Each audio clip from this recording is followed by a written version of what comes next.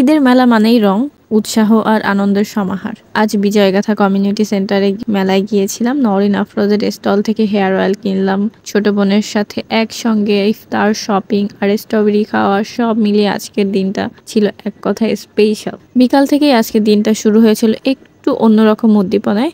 ঈদের প্রস্তুতির ধুম পড়েছে চারদিকে, আর সেই ধুমের মাঝে আমার ছোট বোনের জিদে চলে গেলাম বিজয়গাথা কমিউনিটি সেন্টারে। সেখানে ঈদের মেলা বসেছে, আর আমার ছোট বোনের ইচ্ছা ছিল সেখানে যাওয়ার, তাই তাকে নিয়ে রওনা দিলাম মেলায় যাওয়ার উদ্দেশ্যে। মেলায় পৌঁছানোর প্রথমে চোখে পড়লো নওরিন আফরোজের স্টল। সেখান থেকেই হেয়ার অয়েল আর হেয়ার প্যাক দেখছিলাম। আমার বোন বলতেছিল যে এই অর্গানিক হেয়ার অয়েল আর হেয়ার প্যাক নাকি ভালো। এরপরেই হেয়ার অয়েল আর হেয়ার প্যাকটা ভালোভাবে শুনে নিচ্ছিলাম, হেয়ার প্যাকটা কিভাবে ব্যবহার করতে হয়, হেয়ার অয়েলটাও দেখতেছিলাম। তারপরে আমার ছোট বোন বলল কিনে দিতে, তাই কিনে দিলাম তাকে হেয়ার অয়েলটা।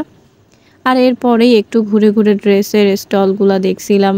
মেলা ছিল নানা রকমের জুয়েলার্স, ক্যান্ডেলস, ড্রেসেস, জুতা আর অনেক কিছু, সবকিছু যেন চোখ ধাঁধানো। কিছু স্টলের ব্রুজগুলোও খুবই আকর্ষণীয় ছিল। শুধু কসমেটিক্স আর ফ্যাশন নয়, খাবারের স্টলও ছিল মেলায়।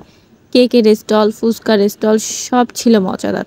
সুন্দর সুন্দর রিংয়ের কালেকশনও ছিল, যা আমার খুবই পছন্দ হচ্ছিল। তার সঙ্গে ছিল চুড়ির কালেকশন। আর স্টল দেখতে দেখতে সন্ধ্যা হয়ে যাচ্ছিল, ইফতারের সময় হয়ে যাচ্ছিল, তাই আমরা চলে গিয়েছিলাম নিউ মার্কেটে ইফতার করার উদ্দেশ্যে।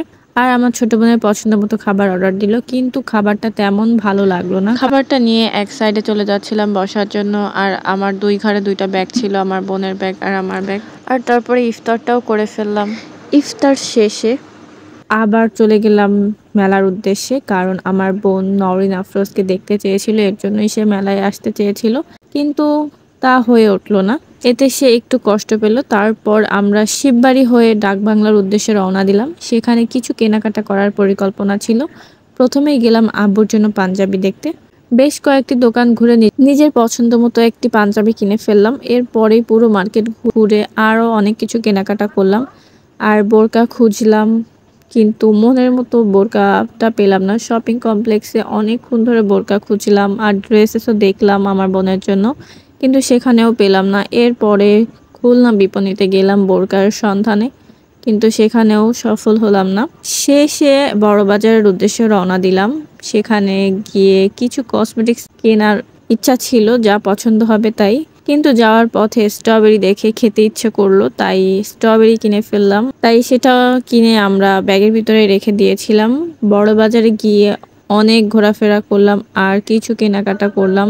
এভাবেই কেটে গেল আজকের দিন। ঈদের মেলা, শপিং আর খাবারের মজায় ভরা এই দিনটি ছিল সত্যি বিশেষ।